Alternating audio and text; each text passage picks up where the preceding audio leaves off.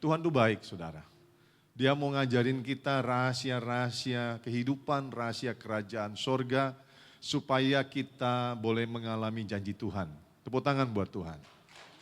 Ya, kita bersyukur kita jadi orang Kristen karena kita punya Tuhan yang mengasihi kita dan selalu ingin memberkati.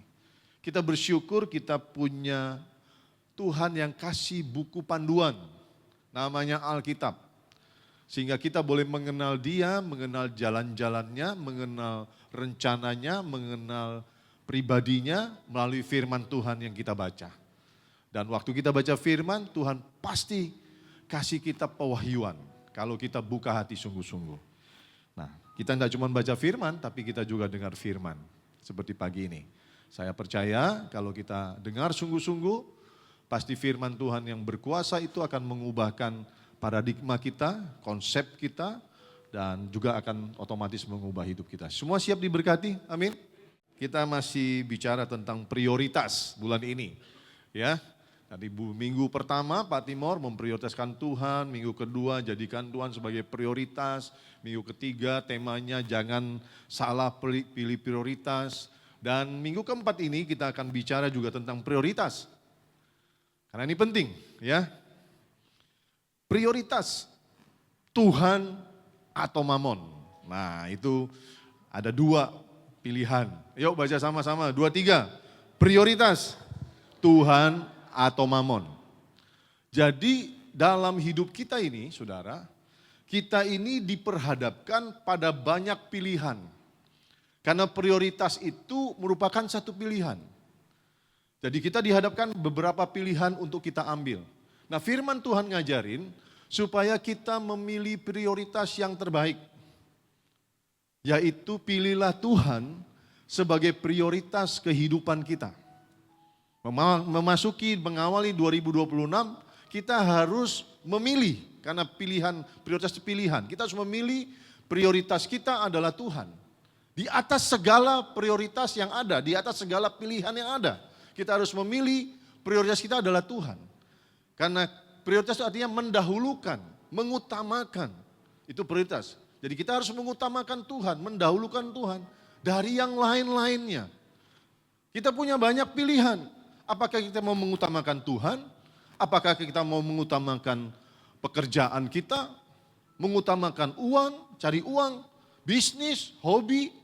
Atau paling sering mengutamakan kepentingan kita pribadi dulu dibanding kepentingannya Tuhan. Tapi Tuhan mau mengajarkan bahwa kita harus memilih yang terbaik. Mengapa yang terbaik? Karena apa yang ditawarkan dunia selain Tuhan, itu ditawarkan dunia, itu tidak bersifat kekal. Kita tidak bisa jadikan modal, kita tidak bisa bawa itu ke surga. Tidak bisa, karena semua yang ditawarkan dunia itu bersifat sementara. Uang, kita butuh uang. Tapi itu bersifat sementara, uang tidak bisa bawa kita ke surga. Pekerjaan yang sukses, jabatan yang tinggi, kepintaran sampai profesor, koneksi yang banyak, pangkat yang tinggi, tidak bisa bawa kita ke surga karena semua bicara sementara. Tapi Tuhan menawarkan segala sesuatu yang kekal. Hanya Tuhan yang bisa bawa kita ke surga.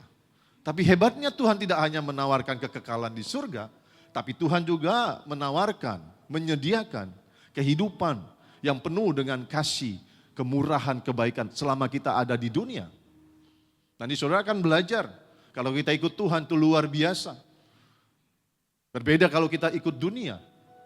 Karena semua yang ditawarkan dunia itu ada harga yang harus dibayar dan harganya itu jauh lebih mahal dari apa yang diberikan. Nah, saudara yang dikasihi Tuhan, minggu ini prioritas Tuhan atau Mamon. Saya ambil satu saja yang paling menjadi saingan utama Tuhan. Yang seringkali kita diperhadapkan pada pilihan, saingan terberat ketika kita mengikuti Tuhan. Diperhadapkan pada pilihan yaitu Mamon, saudara. Yuk kita mulai dari ayatnya. Firman Tuhan sudah memberikan satu ayat yang menjadi peringatan, nasihat buat kita. Firman Tuhan berkata, yuk kita baca sama-sama dalam Matius 6 ayat 24. Firman Tuhan berkata, tak seorang pun dapat mengabdi kepada dua tuan. Karena jika demikian, ia akan membenci yang seorang dan mengasihi yang lain. Dan ia akan setia kepada yang seorang dan tidak mengindahkan yang lain. Kamu, ayo baca sama-sama, 2, 3. Kamu tidak dapat mengabdi kepada Allah dan kepada Mamon. Bapak Ibu yang dikasihi Tuhan, Tuhan sudah tahu apa yang akan kita hadapi dan alami. Karena itu firman Tuhan 2000 tahun lalu disampaikan melalui Yesus sendiri dalam kitab Matius. Yang barusan kita baca, Tuhan bilang begini, tak seorang pun. Artinya tidak ada satupun seorang pun yang bisa mengabdi kepada dua tuan. Jelas Tuhan bilang di awal kalimatnya, tak seorang pun bisa mengabdi kepada dua tuan. Lalu Tuhan lanjutkan kalimatnya. Tuhan bilang karena kalau kamu mencoba mengabdi kepada dua tuan, kamu tetap aja enggak bisa. Kamu boleh berkata, aku mencoba untuk seimbang. Enggak bisa, saudara. Karena Tuhan bilang kalau kamu mengabdi kepada dua tuan, kamu akan membenci yang satu dan mengasihi yang lain. Kamu akan setia kepada yang satu dan tidak mengindahkan yang lain. Lalu Tuhan memberikan satu penjelasan yang kita sangat jelas untuk kita mengerti di kalimat terakhir. Mungkin kita masih, Tuhan yang mana selain Tuhan? Tuhan bilang Mamon. Kamu tidak bisa mengabdi kepada Allah dan kepada Mamon. Saudara yang dikasihi Tuhan, ini peringatan di minggu terakhir. Jangan salah prioritas. Saudara dan saya selalu diperhadapkan kepada dua pilihan. Kita mau ikut Tuhan sungguh-sungguh, atau kita mau ikut Mamon. Saudara mungkin berkata, enggaklah. Banyak orang Kristen pada awalnya bilang, enggaklah. Lalu pelan-pelan mulai beralih fokusnya, mulai beralih prioritasnya. Dan sampai pada satu titik sudah terlambat, tidak bisa lagi diselamatkan. Karena sudah diperhamba, diperbudak oleh Mamon. Susah sekali untuk melepaskan ikatan Mamon itu. Saudara yang dikasihi Tuhan, apa itu Mamon, saudara? Mamon itu bahasa Aramnya mamon, ya. Harusnya ada garis di atas ini, garis, ya. Karena di Alkitab bahasa Indonesia tidak ada bahasa Aramaik, jadi saya tuliskan mamona aja. Harusnya di atas kata-kata huruf hidup itu ada garis di atasnya. Gak masalah ya. Jadi mamon itu berasal dari kata Aramaik, mamona. Artinya harta kekayaan atau uang yang diinginkan dan dipuja melebihi Tuhan. Artinya uang yang dijadikan Tuhan. Tuhan di sini huruf kecil, saudara. Dalam hidupnya. Nah, ini memperjelas ayat di atas. Di mana Tuhan bilang, kamu tuh tidak bisa mengabdi kepada Tuhan dan kepada Mamon, kepada uang. Yang kamu jadikan Tuhan. Saudara yang dikasihi Tuhan, Mamon itu adalah uang. Dalam kehidupan manusia, uang atau Mamon yang dianggap lebih penting dari Tuhan, seringkali menjadi penyebab utama. Orang ya, manusia, bahkan juga orang Kristen, untuk meninggalkan Tuhan, untuk mengabaikan Tuhan. Dan saya, maaf ngomong, saya juga lihat beberapa dari jemaat ini tanpa sadar sudah jadi budak Mamon, saudara. Saya nggak usah sebut nama, tapi kalau itu saudara-saudara rasa aku memprioritaskan cari uang, aku memprioritaskan cari duit, aku menganggap uang lebih penting dari Tuhan, lebih penting dari firman, dari keinginannya, kita sudah jadi budak mamon. Kita sudah diperhamba oleh mamon. Karena uang orang bisa meninggalkan Tuhan atau orang bisa mengabaikan Tuhan. Dengan berbagai alasan yang bahkan seringkali dirohanikan untuk menjadi pembenaran atas apa yang dilakukan. Saya banyak temuin orang Kristen seperti ini. Maaf kalau saya harus bicara. Seringkali orang bilang, aku nggak bisa ibadah. Karena aku harus ini dan itu bicara soal cari duit. Kebetulan ada klien datang. Kliennya besar, customer besar. Pembeli dari luar kota, luar negeri. Mau beli dalam jumlah besar. Sorry, aku nggak bisa ibadah hari ini. Ini hal simpel saja. Sekali ya bisa dimengerti, tapi seringkali terjadi setiap kali ada ibadah datang. Iblis itu sengaja kirimkan, kalau saya bilang bukan berkat, makanya pernah saya bilang begini, hati-hati, berkat dan jerat itu beda-beda tipis pronunciation-nya saudara, berkat dan jerat. Kalau kita betul-betul dekat sama Tuhan, mengutamakan Tuhan, maka kita tahu ini berkat. Tapi kalau kita fokusnya sudah kepada mamon, maka semua yang datang kita bilang berkat, padahal itu jerat. Hati-hati. Amin. Ketika engkau sudah mengabaikan Tuhan, menomorduakan Tuhan, maka apapun yang datang dalam hidupmu bukan berkat.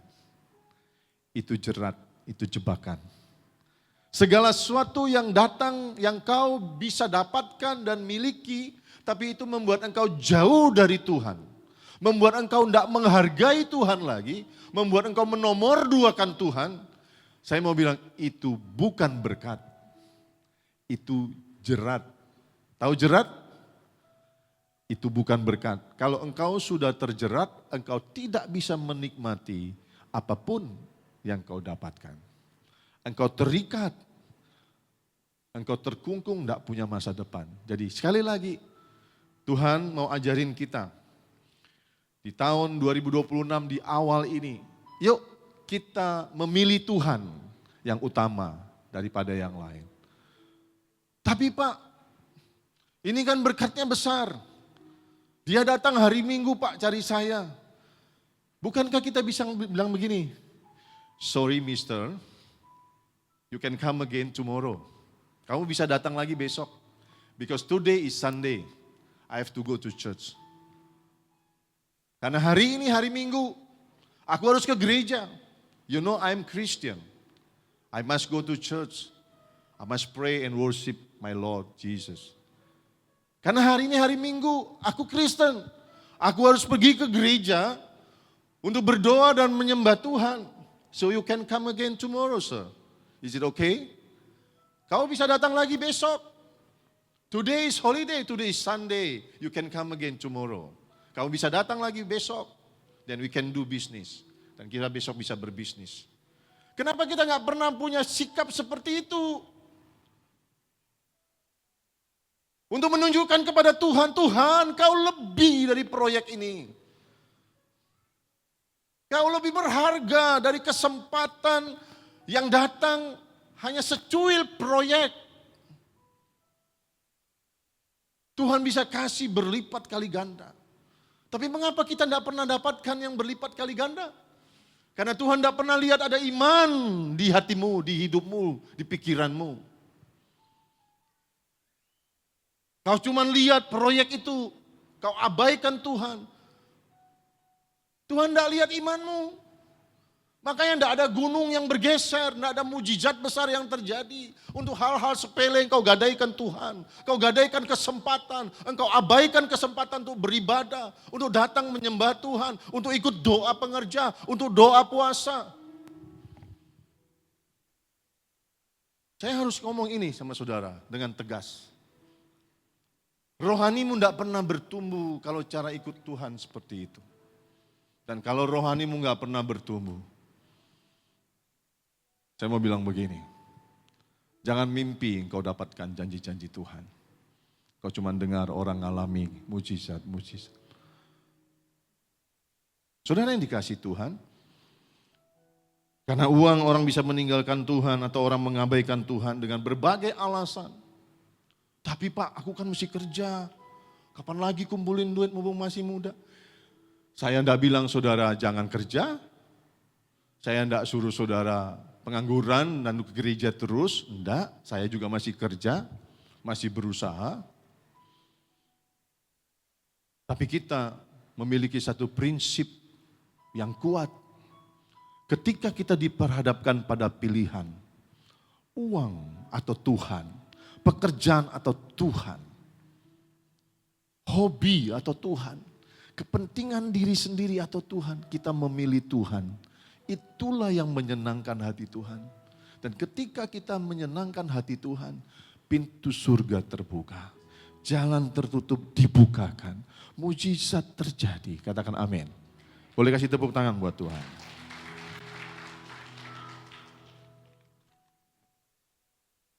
Saudara, uang menjadi penyebab utama orang meninggalkan Tuhan. Padahal firman Tuhan berkata dalam 1 Timotius pasal 6 ayat 10. Yuk kita baca sama-sama, 2, 3. Karena akar segala kejahatan ialah cinta akan uang. Sebab oleh memburu uanglah beberapa orang telah menyimpang dari iman dan menyiksa dirinya dengan berbagai duka. Tuhan udah kasih tahu sebenarnya, mengingatkan kita. Karena Tuhan itu maha tahu, dia Alfa dan Omega, dia penguasa alam semesta. Dia tahu apa yang akan kita alami. Karena firman Tuhan mengingatkan kita. Supaya kita enggak cinta uang. Supaya kita cinta Tuhan dan mengutamakan Tuhan lebih dari apapun. Ayat ini mengingatkan saudara dan saya dengan berkata akar segala kejahatan itu karena cinta akan uang. Saya ajak saudara lihat realita kehidupan. Kalau saudara lihat pelacur-pelacur, ani-ani, ya, piaraan, om-om. Mengapa mereka mau jadi ani-ani? Mengapa mau jadi cabe-cabean? Mengapa mau jadi piaraan, mau jadi WTS, pelacur? Karena mau uang, betul? Apapun alasannya, oh kami terdesak, kami terpaksa. No, hidup itu pilihan. Kita semua perlu uang, kita butuh uang untuk kehidupan kita, betul nggak? Tapi kan kita nggak harus jadi pelacur. Pelacur itu nggak cuma perempuan, ada pelacur laki-laki, gigolo. Kan banyak pilihan untuk cari uang. Tapi mau uang gampang. Kata ani-ani, wah enak jadi piaran om-om, dapat duit, diajak jalan-jalan, beliin baju mewah, tas mewah. Tapi mereka nggak sadar. Bahkan mereka sadar. Banyak yang lebih sadar saudara. Hukum kita itu nggak adil. Germonya yang ditangkap.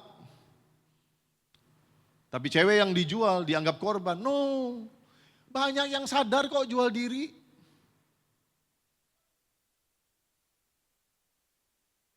Saudara, akar segala kejahatan cintakan uang. Mau uang enak, mau uang gampang. Saya baru baca kemarin satu postingan ibu-ibu. Sopir Grab berkata, saya sering kali dapat penumpang di apartemen yang mewah. Cewek-cewek yang muda. Yang sewa apartemennya 15 juta sampai 20 juta satu bulan. Itu udah mewah saudara di Jakarta. Mereka dapat klien 15 sampai 20 juta short time satu kali melayani. Satu bulan penghasilan 200 juta. Sedih saudara, ibu ini. Ngelihat banyak cewek-cewek yang jual diri, pengen uang. Karena uang orang jual diri dan lupakan Tuhan.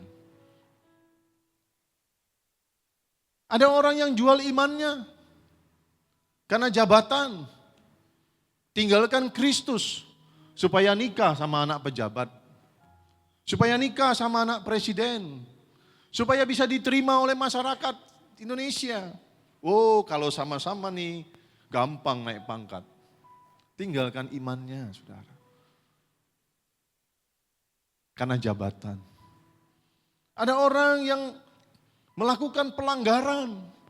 Gak cuma pelanggaran iman, pelanggaran dosa, tapi juga melanggar hukum, korupsi saudara. Karena uang lagi, uang. Ada yang bunuh orang karena uang. Dan sebagainya. Uang adalah akar dari segala kejahatan.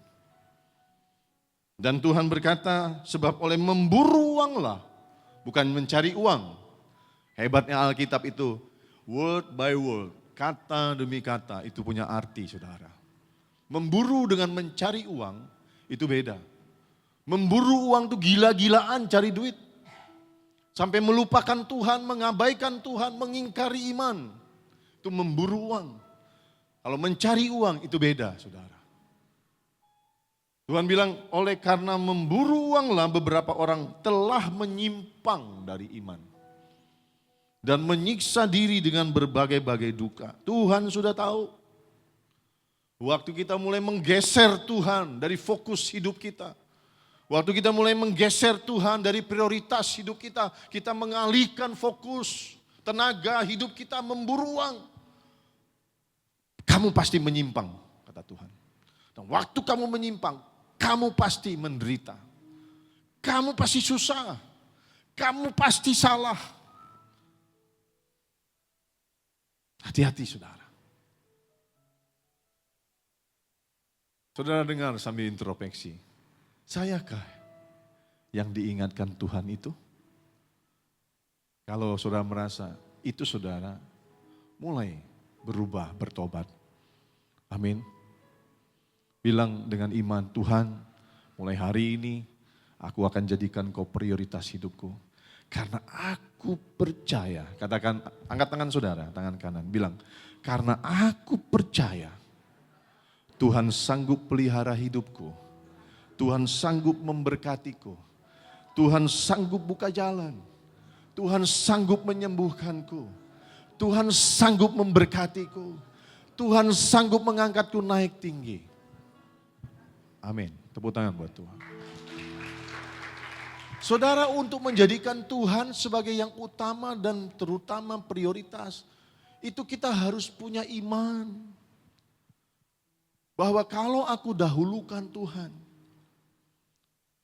maka semua masalahku Tuhan pasti bereskan. Saya pernah sampaikan 2-3 minggu lalu beberapa kali. Seorang hamba Tuhan yang alami mujizat Tuhan. Dia pengusaha, jadi gembala, dia urusin gereja, urusin jemaat. Dia ngalami mujizat lalu dia bilang sama saya, Pak Sugianto. Pak, kalau kita urus urusannya Tuhan, Tuhan akan urus urusan kita. Sekali lagi tepuk tangan buat Tuhan. Saudara yang dikasihi Tuhan. Banyak orang cinta Tuhan, ingin cepat kaya, sehingga melakukan penyimpangan-penyimpangan iman.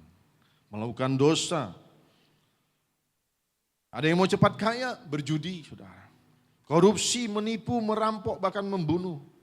Dan akhirnya jatuh dalam berbagai-bagai penderitaan. Ini ada yang penting, saya mau ngomong nih. Ini banyak terjadi dalam kehidupan manusia, orang Indonesia. Manusia, kita perkecil orang Indonesia, lalu orang Kristen. Dengar baik, hari-hari ini dunia sedang menawarkan satu jalan yang gampang, kelihatannya gampang. Kelihatannya mudah, tapi ini jerat yang lubangnya dalam. Iblis memang begitu. Banyak orang yang mengalami kesulitan keuangan hari-hari ini. Lalu dunia, iblis, setan, memakai juga manusia-manusia yang dirasuki setan, roh jahat. Yang gak peduli lagi resikonya, menawarkan jalan cepat. Apa? Judi online. Banyak orang yang kesulitan keuangan, pengen cepat kaya, cari jalan keluar, bukan cari Tuhan, judi online. Dipikir dengan judi online gampang cari duit, ternyata makin dalam. Lalu iblis kasih lagi satu jerat yang lebih dalam lagi, yang namanya pinjaman online.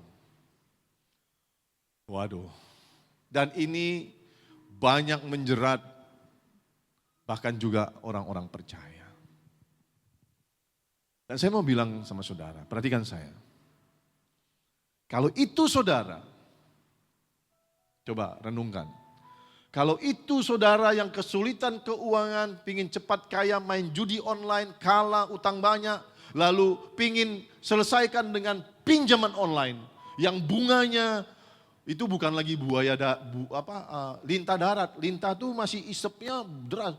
Ini bukan lintah kali ya, udah komodo kali ya, main telan aja gitu loh. Bertobat, sudah cukup. Bertobat, cukup.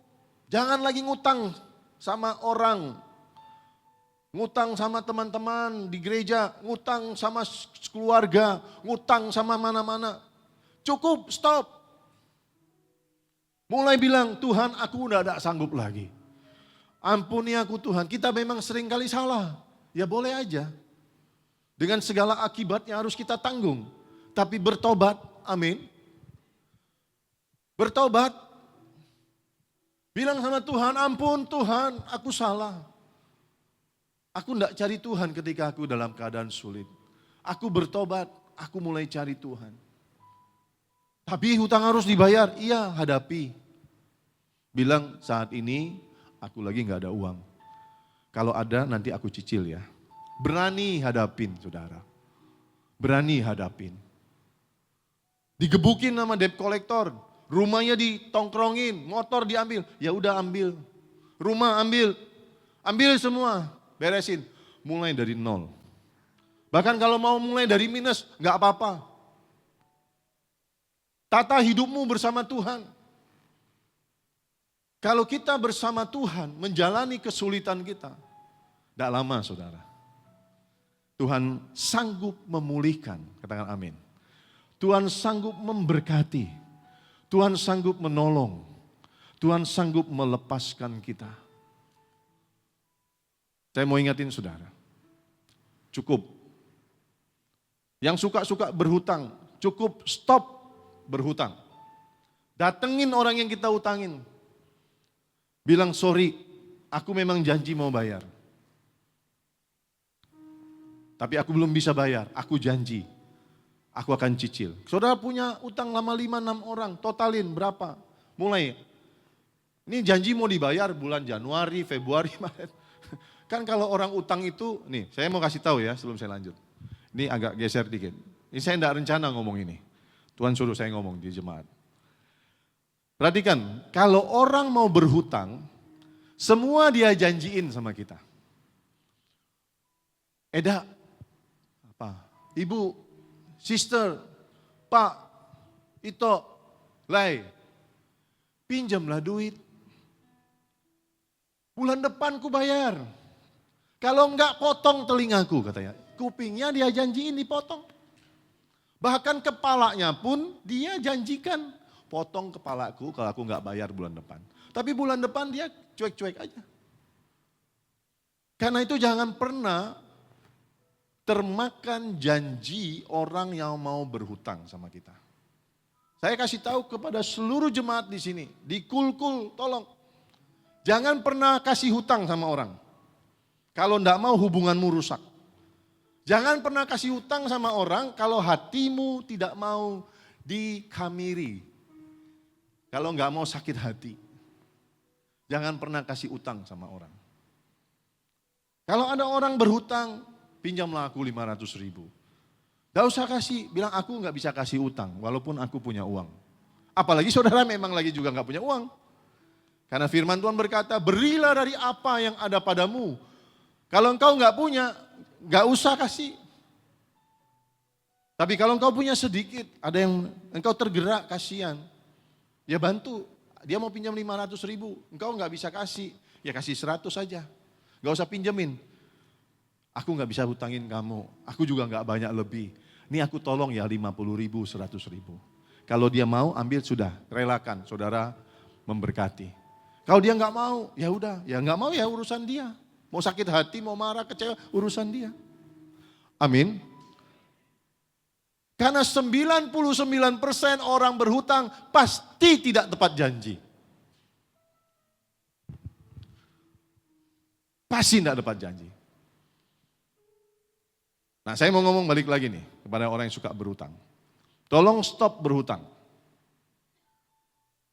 Kalau engkau mau ngalamin terobosan, mujizat Tuhan, stop berhutang. Tapi mulai cari Tuhan. Jangan cari manusia. Firman Tuhan dalam Yeremia 17 ayat 5 berkata, terkutuklah orang yang mengandalkan manusia dan mengandalkan dirinya sendiri. Orang yang berhutang itu bukan cari Tuhan, dia cari manusia. Siapa ya? Mulai kayak radar. Oh ini. Mulai pinjam. Tuhan bilang terkutuklah kamu. Makanya gak pernah beres masalahnya. Karena suka berhutang. Makin dalam.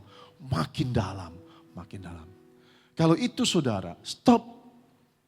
Jangan berhutang lagi. Dengan segala resikonya. Tapi kan kepepet. Ya alami hadapi kepepet. Tapi kan terdesak.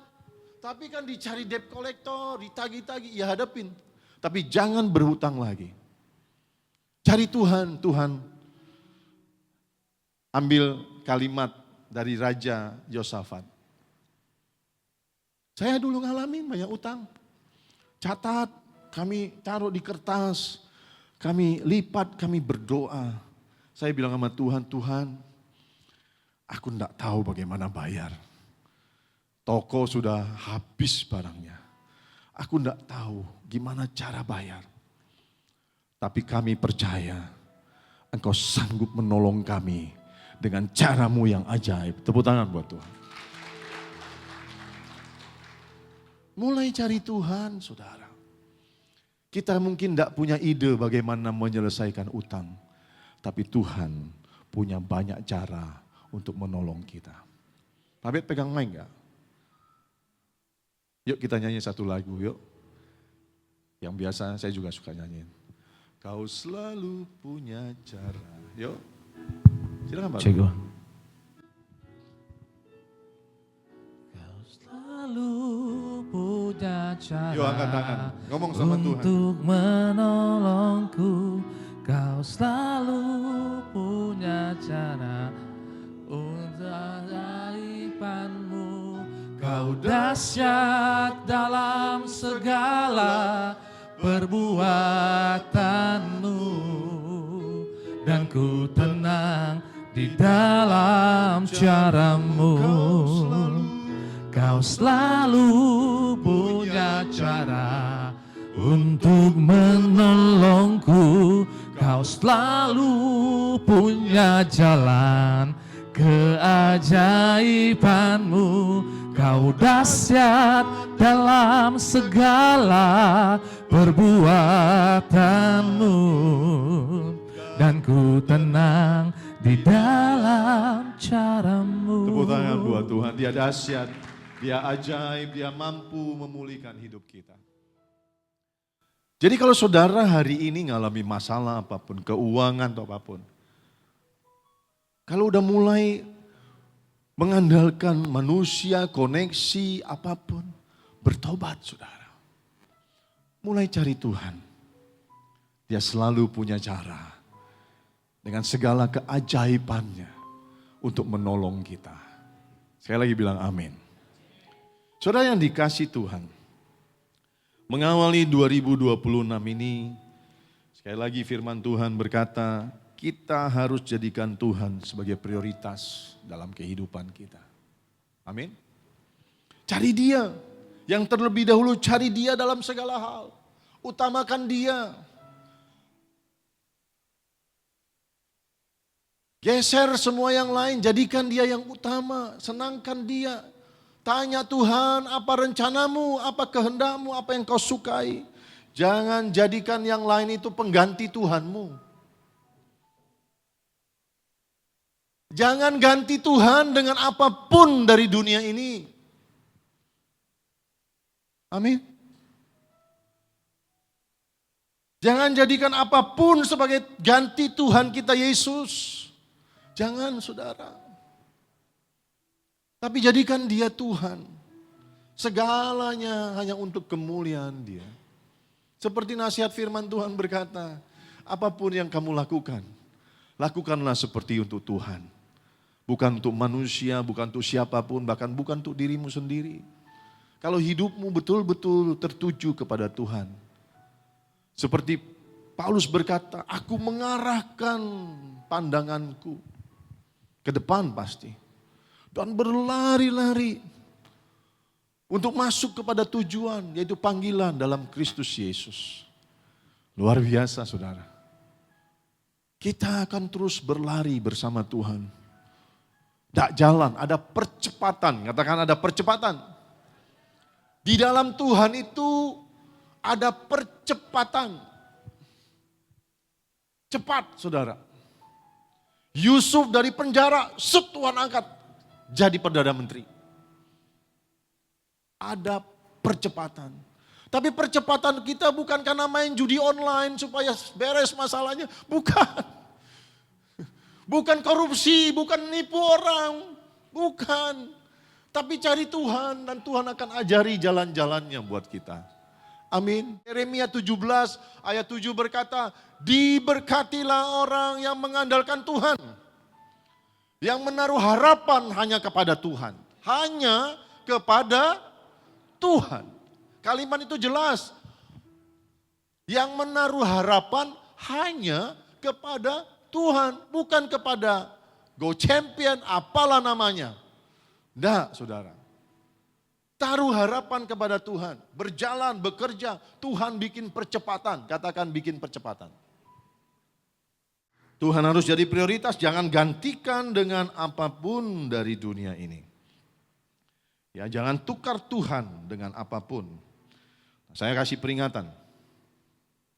Ini kita masuk lebih dalam lagi, ini penting buat saudara. Ya, mengakhiri seri khotbah bulan ini. Tuhan baik, kasih jelas detail. Ini peringatan. Selain Tuhan, apa yang kita prioritaskan akan menjadi berhala dalam hidup kita. Selain Tuhan, apa yang mau saudara prioritaskan? Pekerjaan, uang, harta saudara, pangkat, jabatan, hobi saudara, kepentingan diri sendiri, itu akan jadi berhala buat saudara. Berhala itu adalah segala sesuatu yang kita anggap lebih penting, lebih berharga, lebih menarik, dan kita mengasihinya lebih dari Tuhan, itu berhala. Kalau kita mementingkan uang dari Tuhan, itu berhala kita uang. Pekerjaan kita jadi berhala. Segala sesuatu jadi berhala bagi kita kalau kita mengabaikan Tuhan dan mengutamakan hal-hal selain Tuhan. Jadi berhala. Coba lihat gambarnya. Mengerikan kan? Ngeri kan? Itu gambaran berhala. Di bawahnya apa tuh? Koin-koin emas. Itu yang ditawarkan dunia. Oh, kamu cepat kaya. Oh, gampang. Judi online aja. Berhala. Kerja. Mumpung masih muda. Berhala, saudara. Sampai lupa ibadah. Tidak mau melayani, alasan sibuk. Berbagai alasan, berhala. Dan saudara tahu, berhala itu akan sangat berhala itu akan ya, di sini kurang A-nya ini. Berhala itu akan sangat, ya, bukan cuman biasa, sangat mengikat. Katakan sangat mengikat. Dan mempengaruhi kehidupanmu. Dan pengaruhnya adalah pengaruh yang sangat buruk. Kalau kita memberhalakan sesuatu selain Tuhan dalam hidup kita. Uang, jabatan, pangkat, pekerjaan, kepentingan diri sendiri, hobi. ya, seks dan lain-lain. Itu akan mengikat. Dan kalau kita sudah diikat, kita tidak bisa lepas. Susah lepasnya kalaupun mau dibilang bisa. Susah sekali lepasnya. Dan mempengaruhi kehidupan kita. Pengaruh yang buruk. Berhala itu akan menuntut korban. Baca sama-sama 2-3. Berhala akan menuntut korban. Dia akan menuntut lebih banyak dari yang dia berikan. Yang kita sering dengar namanya tumbal. Saudara mungkin berkata, Pak, saya tidak lagi cari pohon besar untuk saya sembah. Pak, saya tidak cari dukun untuk pegang jimat. Saya tidak pakai susu untuk toko saya. Kasih apa? Opo-opo yang orang Jawa. Jampi-jampi. Enggak. Saudara, dengar baik-baik.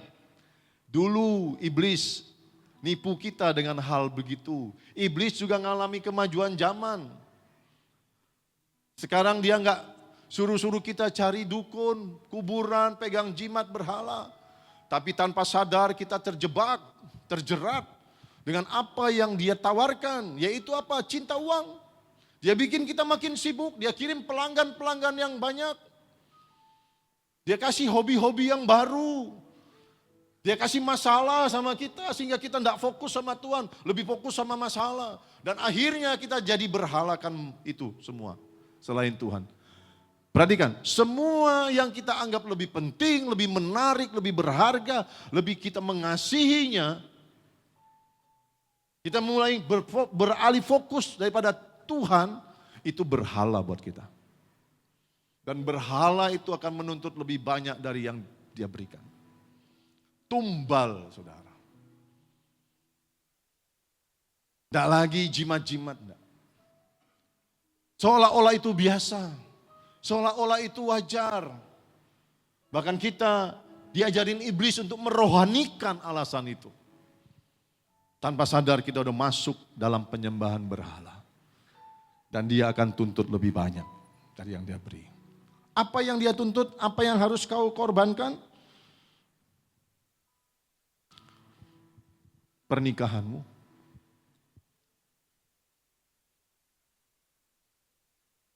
Orang yang sibuk cari kerja. Sibuk cari duit. Sibuk hobi. Sibuk cari perempuan lain. Pernikahan dikorbankan. Suami dikorbankan. Istri dikorbankan. Anak-anak dikorbankan. Kesehatan dikorbankan. Dan yang paling berharga pun dikorbankan. Keselamatan kekal. Digadaikan. Karena kita tidak lagi cari Tuhan.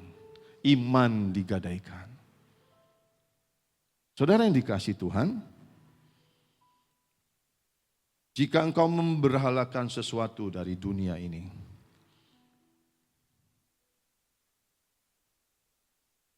Maka dia akan, perhatikan. Berhala itu pertama saya catat begini. Ketika kita memberhalakan sesuatu. Maka berhala itu akan membuat kita menjadi budaknya. Kita jadi budaknya. Kita memberhalakan uang. Kita jadi budak uang, budaknya Mammon. Kita memberhalakan apa? Pekerjaan, jadi budak pekerjaan. Kita memberhalakan apa? Seks, jadi budak seks. Apa? Bahkan kita memberhalakan diri sendiri. Jadi budak. Budak itu satu status yang sangat tidak enak. Apapun pekerjaan, kondisi dan situasinya, jadi budak itu paling tidak enak, saudara. Amin. Tidak punya masa depan. Tidak punya kekuatan apa-apa untuk lepas. Waktu kita memberhalakan sesuatu selain dari Tuhan, kita jadi budaknya. Kita akan diikat dan kita harus tunduk kepadanya tanpa bisa melepaskan diri. Satu lagi, berhala itu akan membuat kita jauh dari Tuhan dan lebih mendekat kepada dosa. Jelas, orang yang diberhalakan dengan uang, pekerjaan, maka uang dan pekerjaan itu membuat dia menjauh dari Tuhan. Tidak ada ibadah-ibadah lagi, tidak punya waktu berdoa, tidak punya waktu untuk cari Tuhan, tidak punya waktu baca firman, apalagi melayani. Malah lebih dekat kepada dosa, mulai kompromi. Ya udahlah, Tuhan mengerti, dengan segala alasan yang dirohanikan, mulai kompromi. Berhala. Berhala akan membawamu kepada kesesatan. Sesat, saudara, salah jalan, harusnya lurus. Berjalan menuju kehidupan kekal di surga. Tapi kita menjauh. Dan waktu kita menjauh dari Tuhan, kita masuk kepada kesusahan, penderitaan. Dan akhirnya kita kehilangan keselamatan kekal. Apa yang paling buruk yang terjadi dalam kehidupan orang percaya? Ketika dia terpisah dari Tuhan.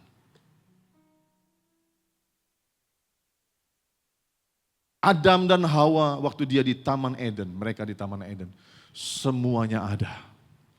Mereka boleh nikmati segala yang Tuhan sediakan. Mereka boleh ngomong sama Tuhan, ngobrol. Tapi waktu mereka lihat buah pengetahuan yang baik dan buruk itu, mereka tergoda oleh iblis yang seolah-olah berkata, bukankah kalau kamu makan buah ini, kamu akan menjadi sama seperti Tuhan.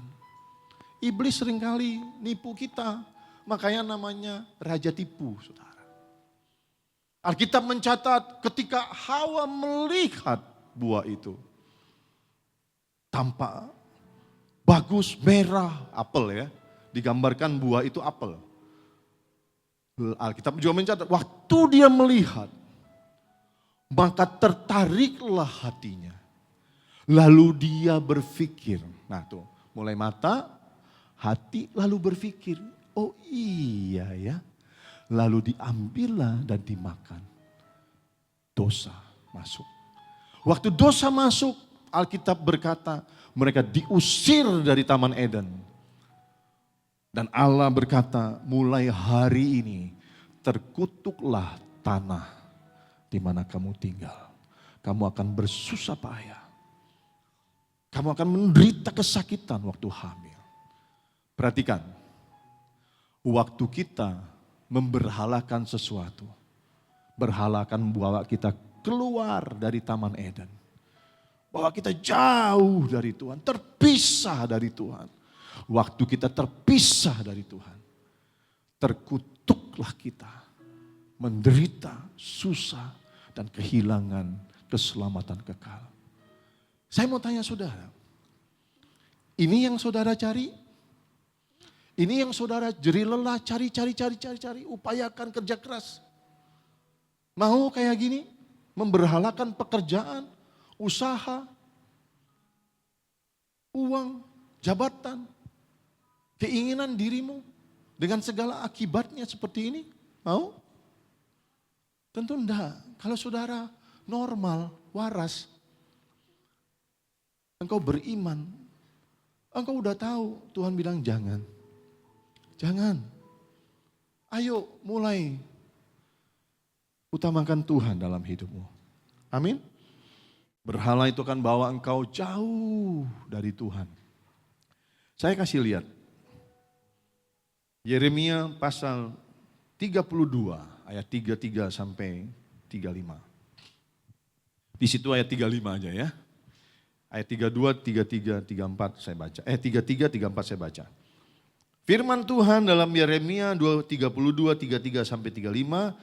Tuhan berkata, mereka membelakangi aku dan tidak menghadap kepadaku. Perhatikan, kalau itu Tuhan, kita menghadap Tuhan, berarti kita fokus sama Tuhan. Amin. Tuhan di depan kita. Tapi Tuhan bilang gini siapa? Mereka, siapa? Mungkin itu kita. Mereka membelakangi aku. Tuhan tidak kita jadikan pemimpin hidup kita. Kita memimpin diri kita sendiri, Tuhan bukan lagi prioritas, fokus. Kita cuma fokus dengan apa yang kita mau, kita belakangi Tuhan. Kita nggak peduli Tuhan. Nggak Tuhan-Tuhanan lagi. Nggak doa-doa lagi, nggak ibadah. Tuhan nomor sekian. Tuhan jadi ban serep. Tuhan bilang, mereka membelakangi aku dan tidak menghadap kepadaku. Dan sekalipun aku mengajar mereka terus menerus, tiada mereka mau mendengarkan dan menerima pengajaran.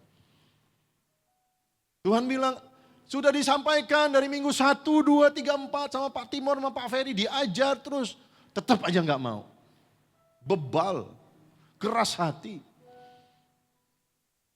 34. Mereka menempatkan dewa-dewa mereka yang menjijikkan di rumah yang di atasnya namaku diserukan untuk menajiskan. Saudara mungkin masih berdoa dengan keluargamu. Saudara mungkin masih berdoa di rumah. Tapi itu hanya sekedar kebiasaan orang Kristen. Hatimu tidak sungguh-sungguh berfokus kepada Tuhan. Hanya kebiasaan hari-hari saja. Engkau masih datang ibadah minggu. Tapi keluar dari tempat ini, Tuhan tidak lagi menjadi prioritas hidupmu. Senin sampai Sabtu, engkau hanya mementingkan dirimu sendiri. Ini yang Tuhan ngomong. Dan ayat 35, lihat. Mereka mendirikan bukit-bukit pengorbanan untuk Baal di lembah Ben Hinnom. Untuk mempersembahkan anak-anak lelaki dan anak-anak perempuan mereka kepada Molok sebagai korban dalam api. Sekalipun aku tidak pernah memerintahkan kepada mereka dan sekalipun hal itu tidak pernah timbul dalam hatiku. Yakni hal kejijikan ini sehingga Yehuda tergelincir dalam dosa. Saudara, ini yang banyak dilakukan oleh orang Kristen sekalipun. Mereka tanpa sadar memberhalakan uang. Saya belajar banyak di Pria Sejati tentang Dewa Molok. Bangsa Israel itu seperti yang ditulis di sini. Mereka kenal Yahweh. Allah yang memberkati, memelihara mereka, mereka kenal dari para nabi, dari bapak-bapak leluhur mereka kenal. Tapi mereka tidak fokus, mereka tidak menghargai Tuhan, mereka tidak mencintai Tuhan, mereka tidak jadikan Tuhan prioritas. Mereka berzina secara rohani, mereka membuat dewa-dewa yang lain selain Tuhan. Mereka melanggar firman Tuhan yang berkata, jangan pernah ada Allah lain di hadapanku. Perintah nomor 1 dari 10 perintah Tuhan. Jangan membuat bagimu patung untuk disembah. Perintah nomor 2 dilanggar, saudara. Mereka bikin dewa-dewa, salah satunya Dewa Molok. Dewa Molok itu mereka sembah. Mereka buat patung besar. Mereka ingin diberkati. Mereka berdoa sama Dewa Molok. Ya Dewa Molok, berkati kami. Supaya kami diberkati. Lalu apa yang diminta, dituntut oleh Dewa Molok? Mereka harus bawa anak mereka, laki dan perempuan yang kecil. Dipersembahkan, ya Dewa Molok, ini persembahan kami. Ini anak kami. Kami mengasihimu lebih dari anak kami. Bukti kami mengasihi engkau. Lalu anak itu dilempar ke api. Supaya mereka diberkati. Gila enggak nih? Gila kan? Orang-orang seperti ini. Bapak-bapak, mama-mama yang seperti ini. Yang ingin diberkati. Mereka tega mengorbankan anak-anak mereka. Untuk dibakar sebagai persembahan. Korban buat Dewa Molok supaya mereka diberkati. Gila kan? Tapi orang-orang gila seperti itu mungkin ada di sini. Maafkan saya.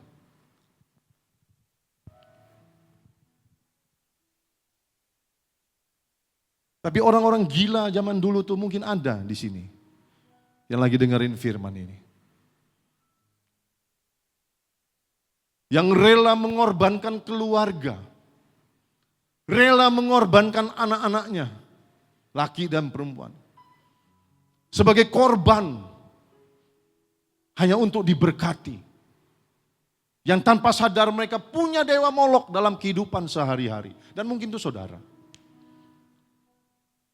Anak-anakmu jadi korban. Kurang perhatian orang tua. Papa sibuk, mama sibuk. anak korban. Itu seperti itu gambaran ini. Istrimu, suamimu korban. Engkau ingin cepat kaya. Kau kejar segala sesuatunya dari dunia ini bukan dari Tuhan. Itu dewa Molok minta korban. Pernikahanmu hancur. Kalaupun gak cerai, hubunganmu gak baik lagi.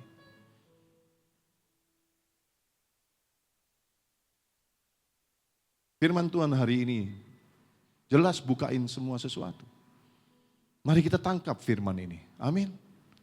Jangan punya berhala dalam hidup ini. Segala sesuatu yang kita berhalakan, itu akan menuntut lebih banyak dari yang Dia berikan. Pasti ada korban yang harus kita persembahkan, yang dituntut, yang mau ndak mau harus kita berikan. Dia memaksa kita. Saudara, beda kalau kita ini memprioritaskan Tuhan dan kita mempersembahkan hidup kita jadi hambanya Tuhan. Tuhan sama berhala itu beda. Kalau berhala tadi kan mengikat kita, betul? Memperhamba kita, menuntut korban. Kita tidak bisa apa-apa. Kalau kita menghambakan diri kepada Tuhan, Tuhan tidak pernah paksa. Tidak ada yang dituntut Tuhan selain kita mengasihi Dia. Gak ada yang diminta Tuhan, Tuhan tidak perlu engkau kasih apa-apa. Kasih hatimu sama Tuhan. Kalau kau kasih hatimu sama Tuhan, maka engkau akan rela memberikan segenap aspek hidupmu, waktumu, tenagamu, pikiranmu, hartamu buat Tuhan. Beda sama berhala. Suka enggak suka, dia minta korban. Tapi Tuhan tidak pernah paksa. Amin. Waktu kita mempersembahkan diri kepada Tuhan, kita tidak perlu khawatir. Tuhan bawa kita kepada sukacita, damai sejahtera. Waktu kita menghambakan diri kepada Tuhan, jadikan Dia prioritas. Kita bilang, Tuhan jadikan aku hambamu. Dia akan bebaskan kita dari keterikatan. Dia akan lepaskan kita dari masalah. Dia akan menolong, memulihkan, Dia menyembuhkan kita. Dia memberikan damai sejahtera, Dia memberikan pengharapan kepada kita. Bahkan kepastian hidup kekal di surga. Amin. Mari saudara, tahun 2026 ini, jadikan Tuhan yang utama. Ayo baca sama-sama 2-3. Ayo Pak Abed pegang mic-nya. Mulai baca Pak Abed. Ayo baca sama-sama. Dan kemudian kita juga ingin masuk surga, maka lakukanlah nasihat firman Tuhan. Baca firman-Nya. Matius 6 ayat 33 berkata, tetapi cari dahulu kerajaan Allah dan kebenarannya, maka semuanya itu akan ditambahkan kepadamu. Jika hidup kita berkenan di hadapannya, karena kita taat dan setia, maka Tuhan akan pelihara hidup kita dengan baik. Tepuk tangan buat Tuhan. Katakan amin. Saudara, cari Tuhan. Cari tahu, baca firman-Nya, apa yang Tuhan suruh, lakukan dengan sungguh-sungguh. Apa yang Tuhan suka, lakukan, senangkan hati Tuhan. Apa yang menyenangkan hati Tuhan? Kalau kita mendekat kepada Dia. Seperti Bapak, kalau ketemu anak-anak tuh seneng banget. Bapak kalau anak-anaknya datang, seneng banget.